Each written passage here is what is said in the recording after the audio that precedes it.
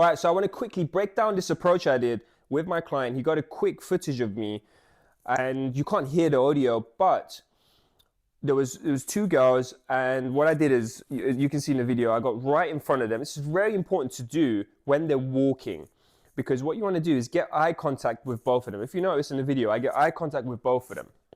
So that's actually really good to do right now. Is we'll talk about the body language, because that's very clear in this video.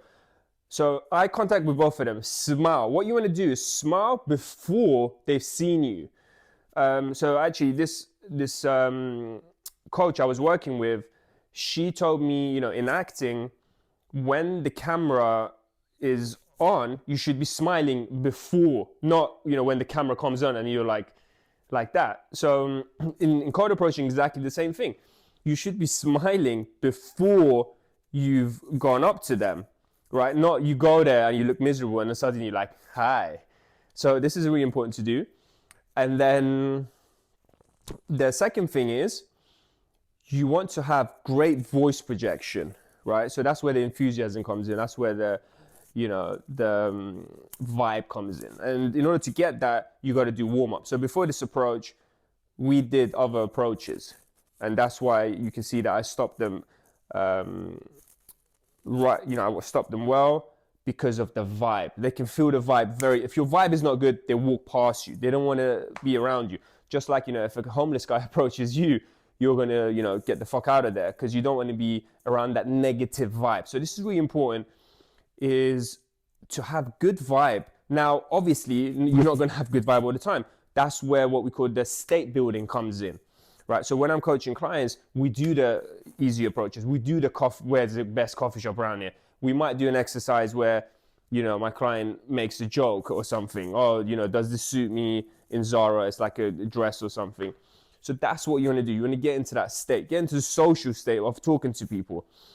So, the client I was here this week in Stockholm, he was really good at just talking to the server. In Sweden, the servers are absolutely stunning. So, you approach the server, you approach someone working in, a makeup shop. And this way you get into that vibe. It's not always about number closeness. It's not always about going on dates, but you have to think about how to get into that vibe, right? Just like an athlete thinks about, how do I get into this state flow? So when the match starts, he's ready to go. If he gets a one-on-one with the goalkeeper, he can score because he's warmed up, right? If he just turns up to the match without warming up, and then, he gets a one-on-one with a goalie in soccer or in football and he misses, right? He's not going to be like, oh shit, why did I miss? Because I haven't warmed up. Just like anything in life, you want to be in that, in that flow. It's like this book I was reading about productivity. The more, you do a certain work, the more what's called deep work or something. I think that's the title of the book, Deep Work. You might want to check that out. I told my editor to put it up here. So the more you do something, the more concentrate you get into it, and the more you get into that state flow. Approaching is exactly the same thing. So right now, as you see this approach, it's our third day in Stockholm. We've been approaching a lot. And, when I get right in front, good smile, eye contact, they stop. If that was my first approach after a week of not doing anything, maybe they won't stop. Maybe they will, maybe they won't.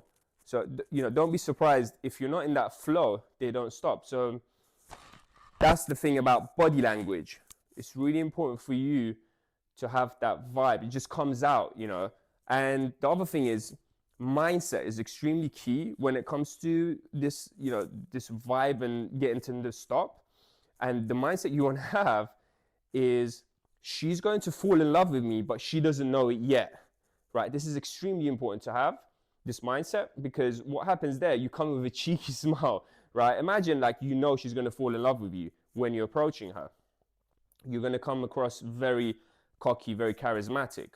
Right now, there's other mindsets you could have as well. One is that she's been waiting for you to approach her all her life. The other one is, I know a funny joke about her, because when you come in with this cheeky smile. It's like, I know a joke about you. All right, so you can't listen to the audio because it wasn't connected to a mic, but I can tell you what I was saying. So I started off with what we call the pre-opener. excuse me, this is totally random, but I just had to tell you guys something very quickly, right? So that's the pre-opener. And then I go into the opener, which was, you guys have the best vibe I've seen today. I really like this one because what it does is it puts them into that state. It just says, like, you know, it's complementing their kind of energy. And when it's two girls, it works really well. I don't normally do it with one, just because when it's two of them, they usually have good energy because they're, you know, socializing and stuff like that. And then I dropped the, you're definitely not from Stockholm, because you guys look, you know, so happy or whatever. You guys, you know, you guys have a best vibe I've seen today. I'm guessing you're not from Stockholm. And then they go like, yeah, I think one of them said yes, and the other one said, I'm from Gothenburg. And then I was like, oh, that's why you look so happy. And the one from Stockholm said, oh, well, is it because I'm miserable or something? Or she said, oh yeah, I'm miserable. And I went, no, both of you are happy. So the one I was actually going for was the Gothenburg one. That's why I complimented the other one. But anyway, the point is, you put them into a good state. You put them into this good vibe, because what you're doing is adventurous, it's spontaneous. So they get into the kind of same state, and now you have an amazing conversation. Actually, after a bit, you know, talking a little bit, I realized, okay, I wasn't really interested in any of them. So I left, went back to my client, and we carried on with the session.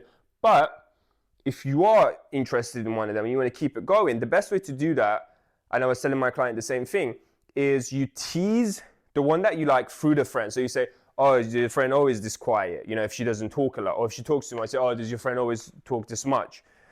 And this, you know, these type of teasers is great because you're keeping the friend engaged, you know, the friend that you don't like, you're winning her over, and at the same time, you're building attraction with the girl that you like, because you probably heard that attraction is not a choice. So when you press the right triggers, she becomes attracted to you. And that's what you want to do in the interaction.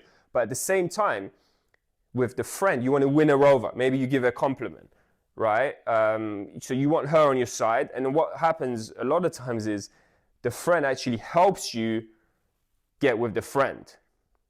So, I mean, get with the one that you like. So she actually becomes on your side, and she, like, there's been times where girls are like, oh yeah, take a number. Just because, you know, I've given a compliment, I've included it in the conversation. Because what a lot of guys do is they go in, they completely ignore the friend, and then they just talk to the one they like. And obviously that, you know, that friend is not going to like you because you've just ignored her. I remember this actually happened to me in Antalya. I was with my cousin and we went to this party. This guy started talking to my cousin, and he completely ignored me like I was a fucking, you know, ghost. I was invisible. And I didn't like him because, you know, he wasn't treating me with respect. So then, you know, I didn't cockblock or anything. But, you know, I didn't want him to talk to my cousin. And that's just a natural response. You know, when you don't respect someone, they're not going to respect you. All right, so we're going to finish it off there. If you want to get coaching from me in Prague, London, or we could, you know, go to the city of your choice, then send me a message, go to the description, we'll get on a free call. I'll tell you what mistakes you're making right now, why you're not getting the results you want to, and how to bridge that gap to get the results that you've always wanted to get. So let's get on that call, and I'll catch you soon. Now,